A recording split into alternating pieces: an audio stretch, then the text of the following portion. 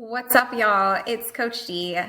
So happy to be here on another episode of Thoughts from the Shower. So, today we are going to talk about a few things that I have kind of discovered over the last few months. So, to kind of go back and start this whole thought process. Back in November, I decided that I was going to create a plan. I was going to get a plan together for 2024 and create a process. And I'm someone who's very, I'm very task driven. If you give me like a to-do list, if you give me like specific things to do and like cross them off. I love lists. And some people say it's my zodiac sign, and some people say it's my ADHD, and some people say, it's just that's my personality. I'm the oldest sibling, so naturally, that's something that I would do, right? Or you're a woman, so of course you want task lists, and there's lots of different reasons why this might be my personality. And there's something about actually just making the list and writing it all down, and then, the satisfaction of crossing it off.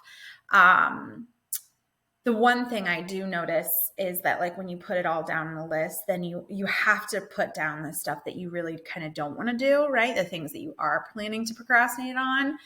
And then once it's on the list, you hop around, right? So that's the challenge right there. I think when you make lists and you follow, maybe less of a timeline and more of just a to-do list of one item to, 500 items, that sometimes we don't really pick the most important thing, but we pick the thing that we think sounds the most fun. And then maybe the thing that doesn't sound fun is really not going to take that long. I don't know. It's like cleaning the toilet, right? It doesn't really take that long, but nobody wants to do it. So you just put it off and hope that someone else will do it. And then they don't do it. And you're like, well, that sounds like a fucking terrible time. But anyway, so November, I sat down and I'm like, I need a plan. I need a financial plan. I need a daily plan. I need a monthly plan, a weekly plan, right? What am I doing every day as an entrepreneur and someone who is commission-based working? Again, my grown-up job, I'm a mortgage lender, right? But you have to go out and talk to people. You can't just I don't work for an office that hundreds of people are applying every day to my office, and I'm just getting leads, right? We have to drum up our own leads and things. And then with coaching, right? Why would you want to work with me in pure romance? Why do you want to buy products from me? Why do you want to party with me as opposed to the other people that you can get these services from? So, this was my way in November of saying okay, we're going to create this plan in November, and then we're going to start practicing in December, right? And then by January 1, I'm a fucking expert, and everyone else is just creating their plans on January 1. They're like, all right, new year, new me. And I'm going to put my goals on paper and I'm going to start implementing this, that, and the other. Meanwhile, Danielle put her shit together by Thanksgiving. So she started planning and prepping and doing all that and then implementing December 1. So now I'm on a 13-month plan. That was the intent. Now, the plan, phenomenal. The plan is and was and is phenomenal. Okay. But then what happened was I totaled my car. I didn't. The deer did. Yeah, if you live in the Midwest, I don't know, or Central Ohio, the real pandemic here is the deer. But anyway, yeah, so that put a wrench in my plan, right? Because like my financial plan, because I thought, okay, I'm going to make X number of dollars every month. And then I'm going to put this into savings and this into this and this into this and this towards bills and this I'm going to invest in, right? But now like I have this financial burden of I have to buy a new fucking car. So that was really fun. And then of course, like Christmas, my daughter's birthday, like of which they weren't that great, right? Like they weren't what they've been in years past, and that's okay. Like we do what we can do, but anywho, and then y'all, I'm like on a run, a fun run, mind you. And I like literally my fingers were so cold that I just tossed my phone. Like I went to stop my podcast. Somebody was talking to me or something. I don't even know. And for whatever reason, my dumbass had my phone in one pocket and I reach with the opposite hand. So I reach across my body, try to grab my phone. My fingers are so frozen because it's December that my phone just goes like flying out of my hands. And of course, falls face down on the sidewalk. And do I have a screen protector? Of course not. I, of course, don't have a screen protector. So I completely shattered my phone. So boom, there you go. $200 later, you know, I'm getting a replacement. So that was super fun. And then, you know, like a multitude of other things. I mean, I had like emotional things happening, you know, like just kind of getting used to different things that were changing in my life that some could have foreseen, others not, right? Like, well, we can go, that's like 7 different podcasts. We need to go into some of those things, but any hooser, all of this, right? It's like I created a plan. I started to implement the plan, and then the plan got like fucked. And I spent some time like getting back on it, and I'm like, okay, like we're in a good space. So for probably like 3.5, 4 weeks, like shit was going really, really well. And maybe longer than that, maybe like 5 weeks. And then something happened. Like, I don't know if I got tired, if I got complacent, if my like why wasn't big enough, if I was being too like making shit up. I don't know. I think things got too complicated. And then I just kind of felt myself slowly like shutting down. Like, I don't want to fucking do this anymore. And that's like not a cool way to feel, especially when you're an overachiever, when you're a perfectionist, and when you have some serious undiagnosed ADHD, unmedicated, and you're a hormonal female. I mean, that plays a part. So I don't know.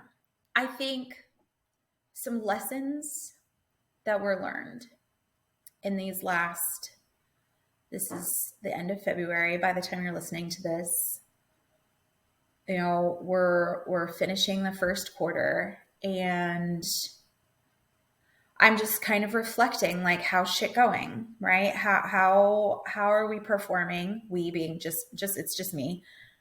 How are we performing? Do we like how we're performing? How are we going to get better? What's going to change? What's going to stay the same, right? Like, I think it's important to constantly be evaluating yourself as a person, as a professional. You know, if you're an athlete, if you're a parent, in your relationship, like as a friend, like how are you showing up in all of these different aspects of your life? I actually do a little planner every week, and it's been like altering, right? There are some weeks where I do my plan and I write my roles down, my roles being like mom, coach, athlete, mortgage lender, sex health coach, like all of these things, right? Now this time of year, it's like photographer, all the different things, but friend, hopefully someday, fingers crossed, lover, right? Like all of these things that different roles, different hats that I wear, and that everybody wears more than one hat. You're not just one thing, right? So how are you showing up in these places? And are you going to change it, or are you going to defend it? Are you performing, or are you underperforming, or are you overperforming? Like, what are you doing? What are you doing right? What are you doing wrong? And where are you going to go next? So I do this every week. And some weeks I'm like on it. I mean, I write it down and then I follow it to a T and I feel really good. And it gives me first off, it gets the shit out of my head and onto paper. So it opens up some bandwidth in my brain to allow room for other things, right? So I'm not in my workout in the mornings thinking about the client files that I have to build later in the afternoon. I'm not, with my training clients, my personal training clients in the gym with them, coaching them, but thinking about, my meal plan. Or, the basketball game or the baseball game or whatever. Like it's already on paper. Like I don't have to think about it. So that's been really great. But then there are some weeks where like I look at the paper and I'm like, I'm not doing that. Like it sounded great last week when I wrote it down on the paper and I'm not doing it. So I just for that week or that day, I feel like an underperformer. But then I have to remember that that's okay. So life throws you some curveballs, and the real test of success is whether or not you can catch the ball and toss it back, or you get hit by the ball and you can fall, but do you get the fuck back up? That's, I think, the separator there. So, some takeaways from this. One, slowing down is sometimes the best way to speed up. Sometimes you need to take a nap. Sometimes you need to unplug. Sometimes you need to not do the shit on your list, because sometimes you have to rein it in a little bit, slow your roll, regroup, and then attack it full force. And that's okay. That's okay. Sometimes things don't work out the way that you thought they were going to work out, but it's actually in your best interest. And sometimes that fucking sucks. Sometimes it hurts worse than anything that you've ever felt in your life. Sometimes it actually feels like you are physically being gutted and shattering into a trillion pieces. And there's not enough glue. There's not enough love in the world that can put you back together. And sometimes in the moment, you don't see it. But about 10 out of 10 times when it doesn't work out, it's because there's something better. There's something better coming. There's something better already there. And by this not working, it's opening up space for that other thing. And that's really, really, really fucking difficult to see in the moment. But once you are open to it and once you have the space to receive it, then it's like magic. It's absolute magic. Other thing, if it costs your happiness, your peace, if it doesn't make you feel good on the inside, then it isn't worth it, right? It's not all about, financial gain and, some things just aren't worth it. I mean, it's been asked of me multiple times, like, why don't you go out and quote, get a real job? And I've had real jobs, real, quote unquote, air quotes, guys. I've had a quote unquote real job before. I've had someone else dictating, this is your schedule, this is when I want you to show up, and while you're here, this is what I want you to be doing. And someone else dictates my time, someone else dictates my activities, and I had that forever. That was what I figured life was about. I didn't know anything else. And that was the circle of people that I had in my life. Everybody went to a job. And that was the only way to create any kind of wealth. But now, having this type of lifestyle that I've had for nearly 4 years, God, I can't even imagine anything different. Like I can't imagine going back to a quote real job, someone else dictating my time, someone else dictating my activities, and then like doing something that literally like we could go get anyone off the street to do, because it doesn't take any kind of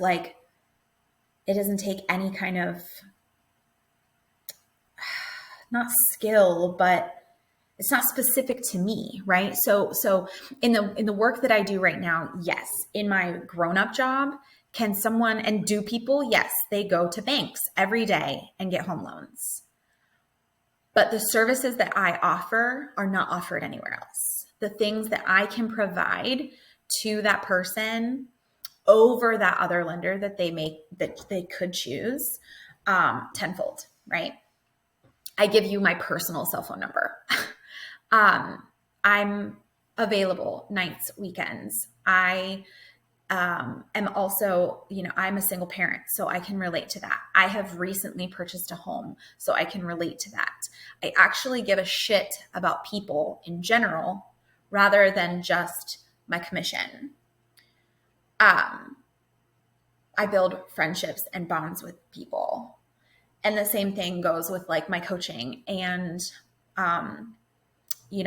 the sexual health piece of it. Like people are trusting me with the intimate details of their life, right? It's not like I'm just working at a grocery store and I'm ringing up your milk that you can go get at any grocery store, that you could actually do yourself by the self-checkout, right? Like if I were just ringing up groceries all day and I died, they'd just go find another cashier.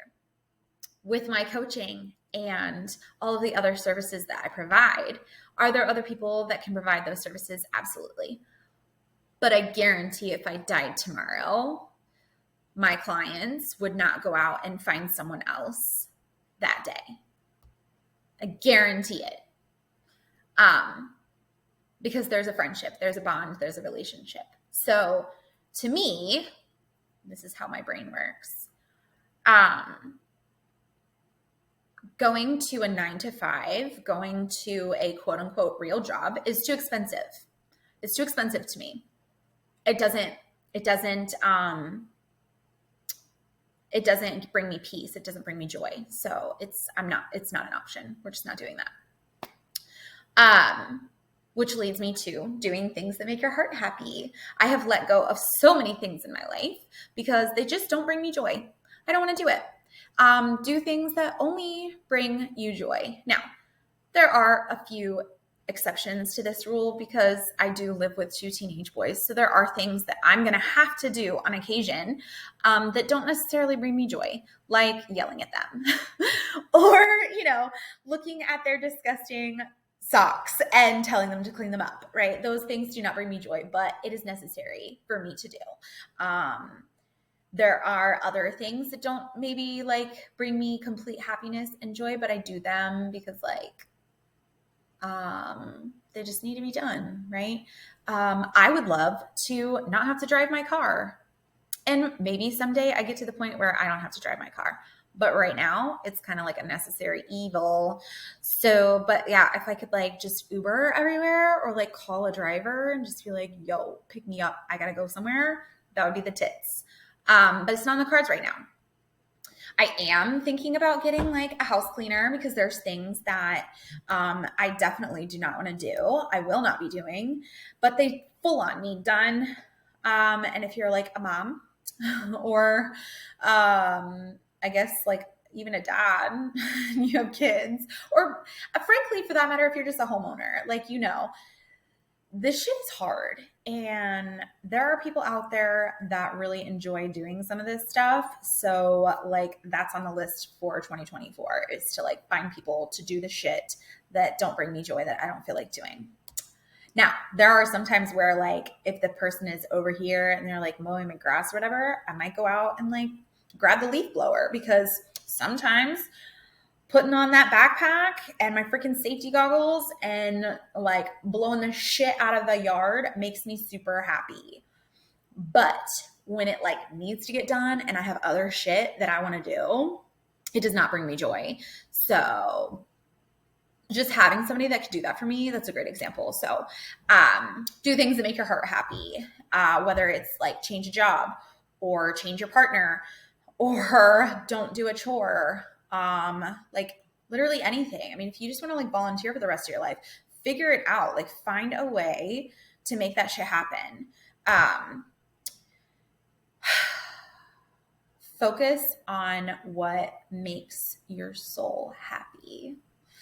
Like what makes you feel like super, super good, and just do more of that shit.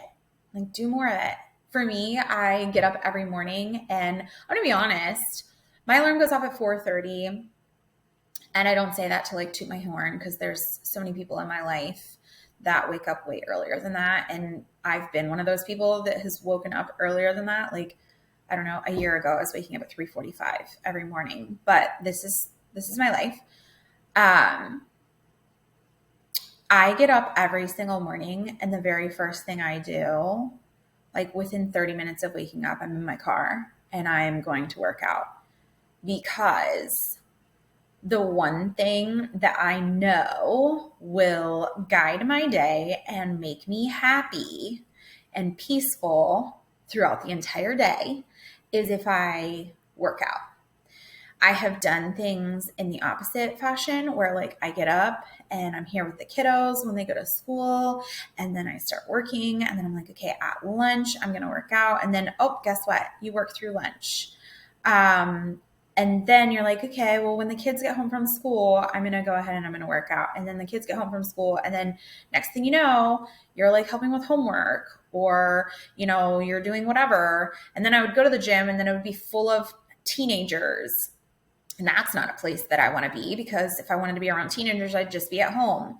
So then you're like, okay, I'll go after dinner. Yeah, no, that's never in the world of evers. That's never going to happen, at least for me.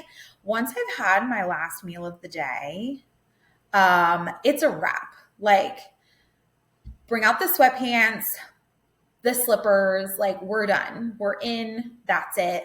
No more, day is over. Finito. So like for me, it's a 4:30 wake up, and it's go to the gym. Whether I fucking want to or not, it's go to the gym, because I know that if I don't do it first thing, I will not have my best day. I will not feel accomplished. I will not feel just good in my skin. Now, also too, there are times where I go to the gym and I have like oh my God, like a phenomenal workout. Like it is so good. It hurts. You sweat. You feel like so just like, check that box. Yes. Like, fuck yes. And then the rest of the day, you don't do jack shit. And then you're like, well, God, what did I do today? Well, that sucks. Like, I was a friggin' idiot. I didn't hardly do anything today. But guess what? That's why I end my day with gratitude and meditation to remind myself that I wasn't a total piece of shit. I worked out and I had a killer workout. And if that's all I accomplished for the day, if that's literally the only thing that I can say that I did it well, then that's a fucking win. Like that is a win because there's such a small percentage of people that can say that they're consistent in that aspect of life. There are so many people out there that they just allow life and or excuses to get in the way of that, and they're like, whoa, I didn't do this because of this. I didn't work out because I slept in, or I didn't work out because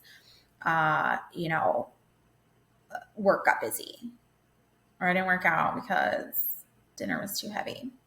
Okay, like, can you wake up 30 minutes earlier and do like a quick 15-minute in-home body weight workout? Yes, the fuck you can. And if you can't, I just saw today, somebody posted this, like in their thing. It was, but like this one sentence, and it's so, so true. And you can apply it to like working out. You can apply it to business. I've heard it before in like lots of business seminars that I've been to. And it's just one of those things that comes up all the time in life, and it's applicable to literally everything, is you will make time for things that are important to you.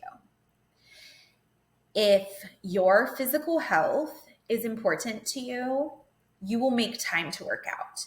If your mental health is important to you, you will make time for meditation and gratitude and going and sitting in silence, or going to the doctor and putting yourself on some medication. If your emotional health is important to you, you will drop that narcissist that is putting you down. You will, journal. You will meditate. You will go out and walk in nature. If you wanted to lose weight, if that's super important to you, you will eat properly, you will lift weights, and you will move your body more. Like, if your relationship is important to you, you will make time for your partner. If your children are important to you, you will make time for them. You will spend time with them. You will go to their events. I could go on and on and on about this. But the shit that is important to you, and this is how you know if a person or a thing values you also. If your job doesn't value you, then like, why are you there? If your partner doesn't make time for you, if your partner talks down to you, if your partner is just awful, as sucky as it is, like, they gotta go, bro. Yeah, get rid of the soul sucking stuff and make time for the shit that truly puts your soul at peace and brings you joy and puts a smile on your face. When you think about it, it makes you so happy.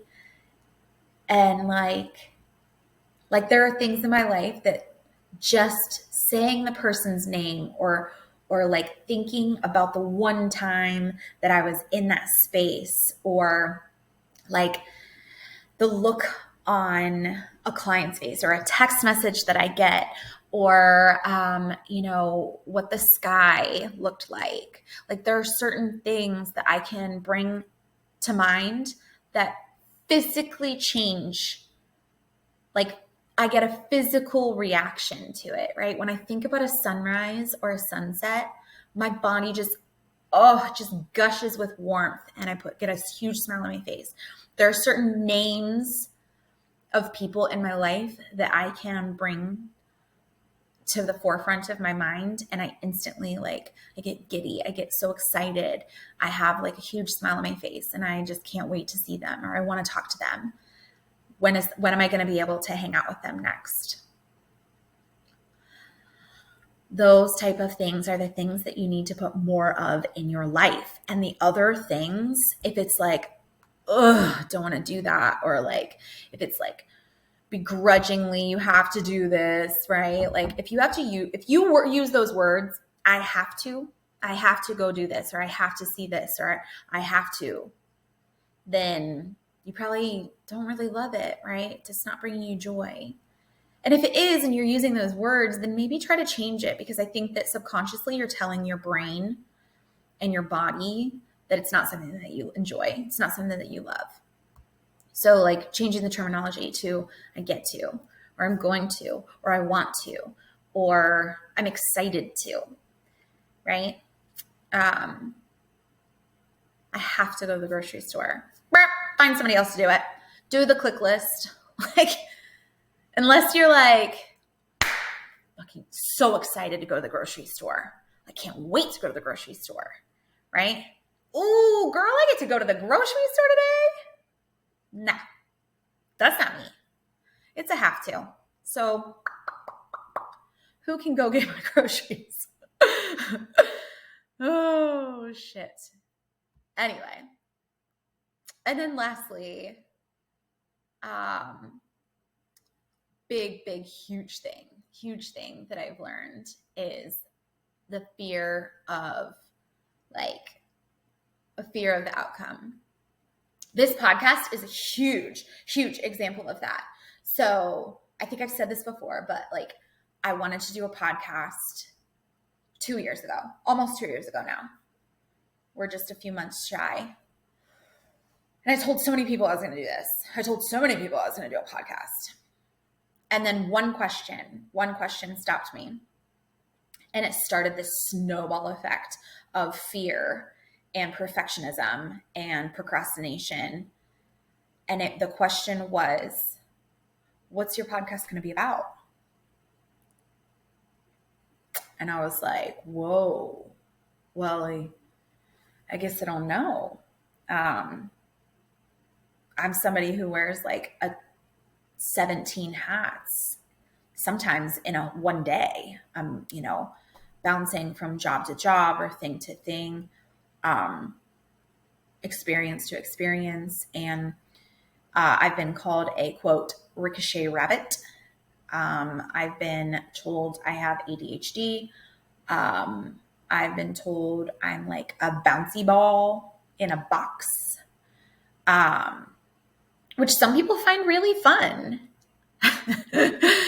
And some people find super annoying. And I don't know. Neither of those people are wrong. And I have those people in my life. But anyway, I have these great ideas. And then people are like, oh, logistically, how does that work out? And I'm like, I actually don't have the answer to that. So maybe I just won't do it. If it sounds too too overwhelming, I don't like that word. If it sounds complicated, right? If it sounds like something that's going to take me like a long time to figure out, then I probably am just going to like avoid it. My daughter actually said this, well, it was like last summer.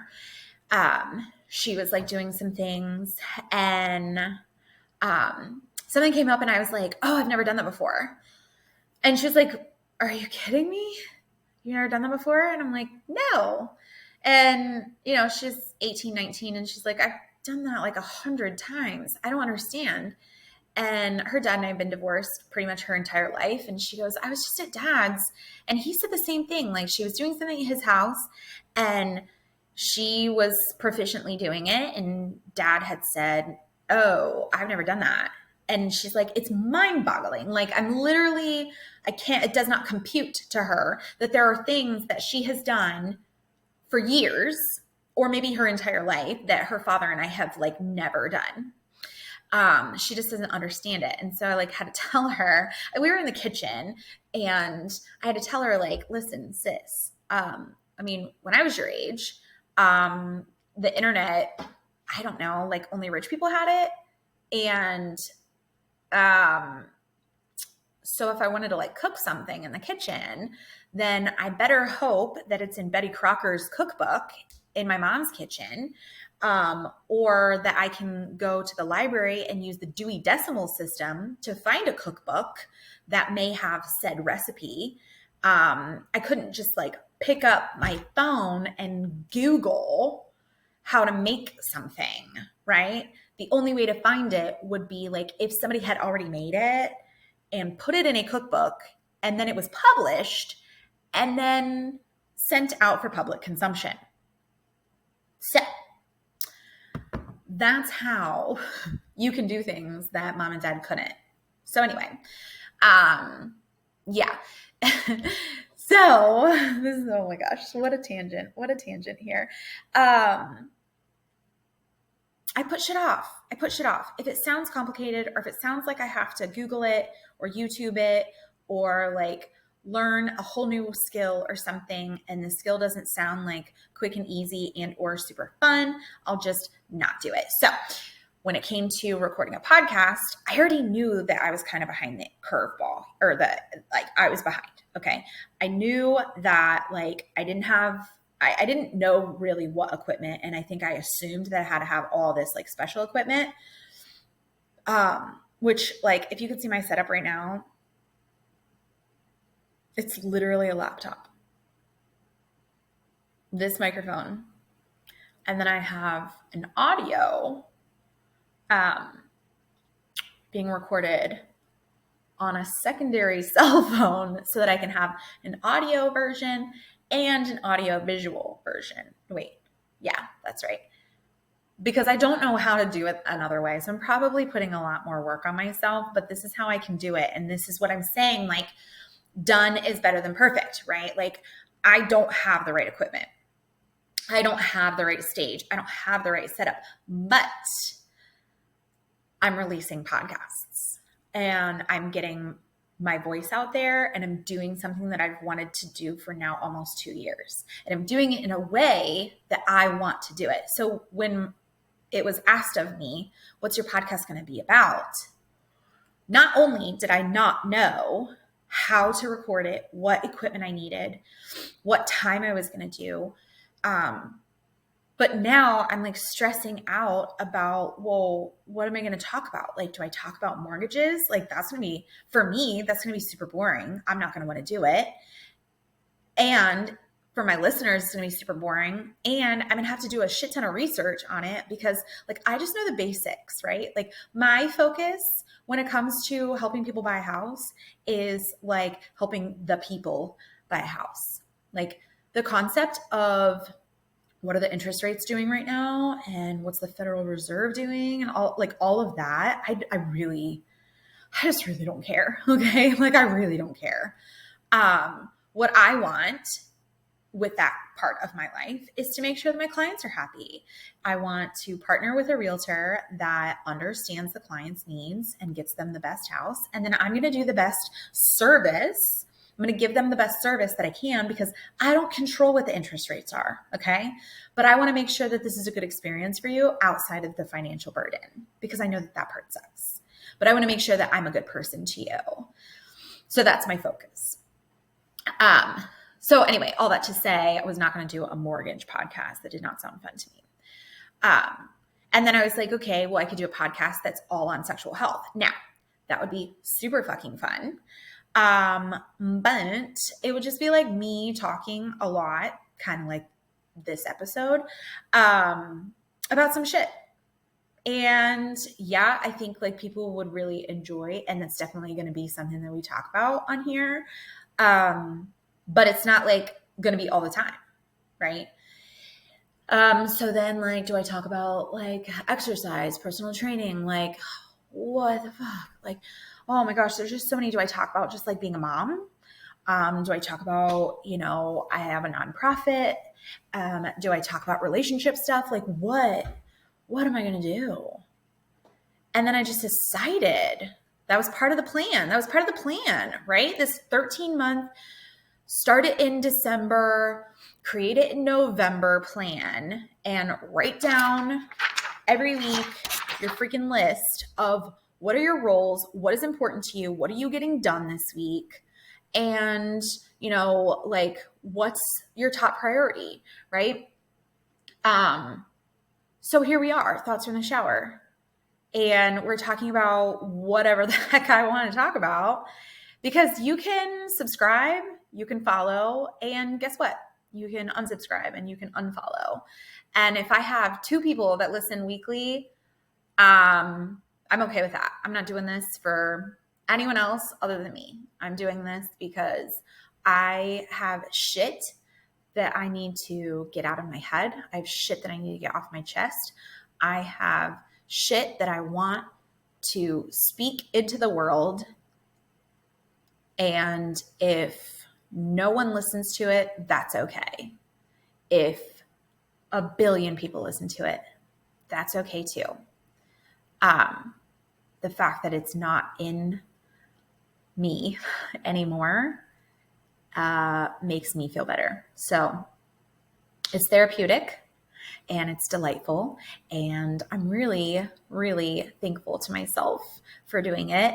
And also, pretty fucking thankful to the people that have pushed me and helped me, supported me, and, guided me into doing this and reminded me that done is better than perfect. And Danny, you are a perfectionist.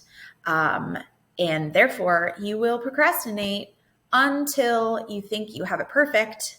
But guess what? Perfect doesn't exist.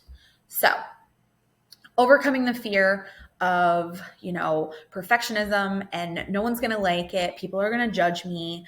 I actually don't care. Like, I actually don't care at all. You can love it or hate it. Like, I'm just going to put content out there because it makes me feel better. So the fear of the outcome has stopped me before. And frankly, don't let me lie to you. It does still stop me from doing certain things. The need to be perfect has stopped me from doing other things. I'm guaranteed. I'm certain of it.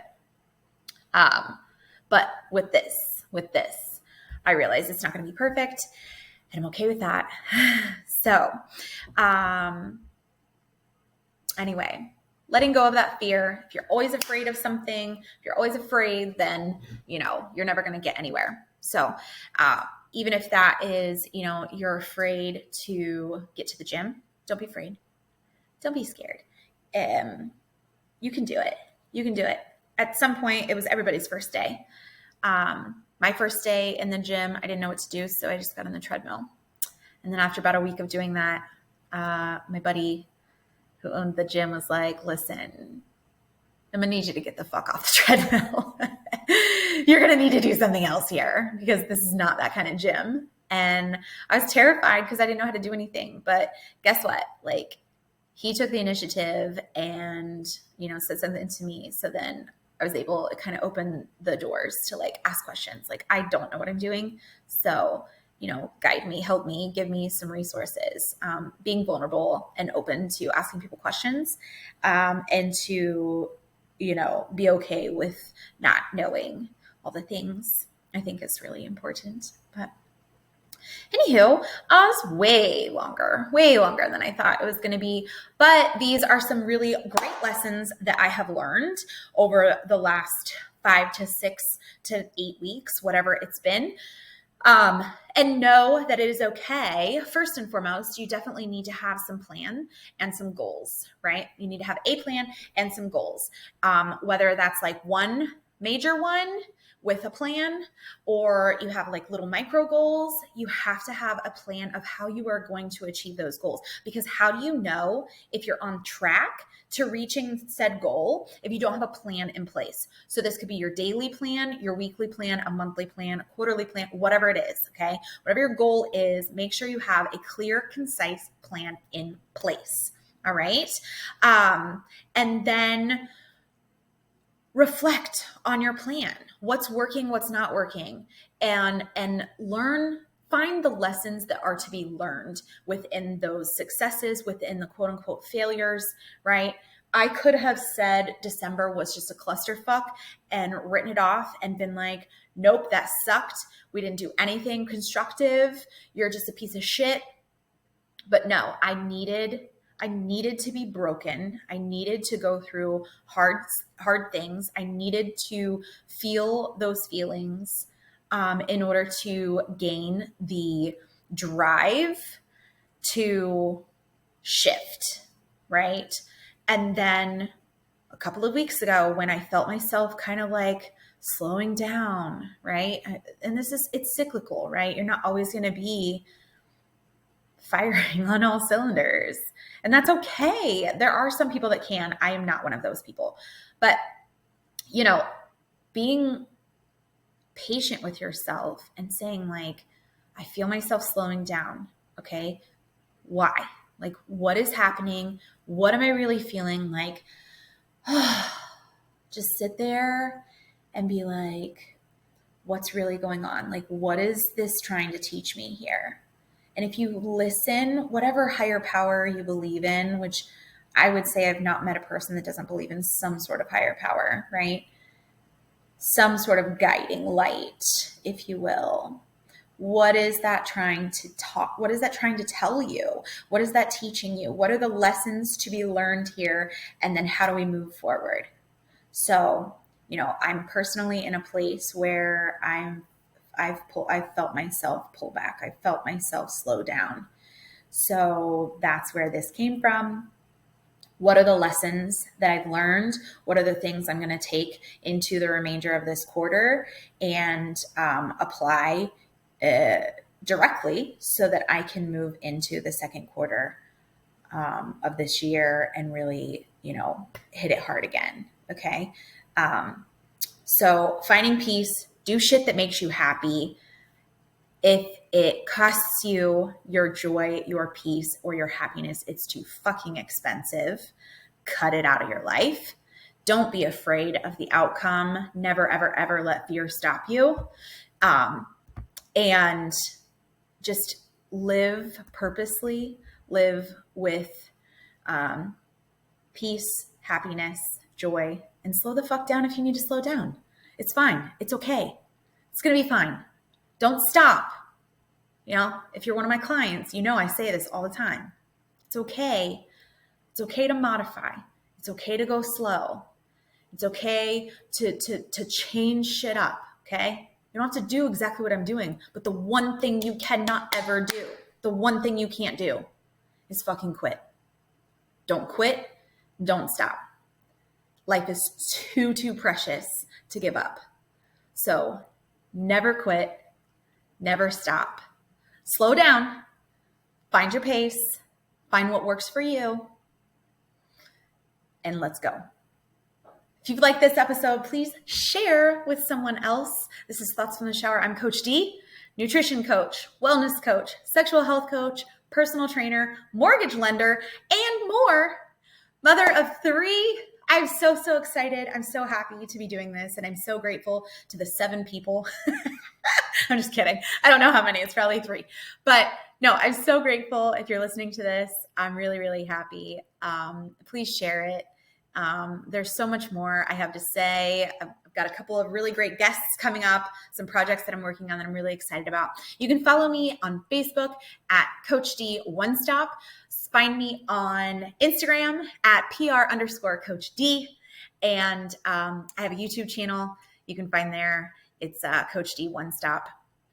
So thank you again so much for listening. As always, this episode is sponsored by Pure Romance by Danielle, and use code SHOP10 on our website to save 10% on your next order. If you have any questions, comments, please leave those in the show notes, in the comments, or you can send me a private message on any of my social media platforms. Super happy to answer anything. Unless you're creepy, don't ask me. Thanks so much, and I'll see you guys soon. Bye.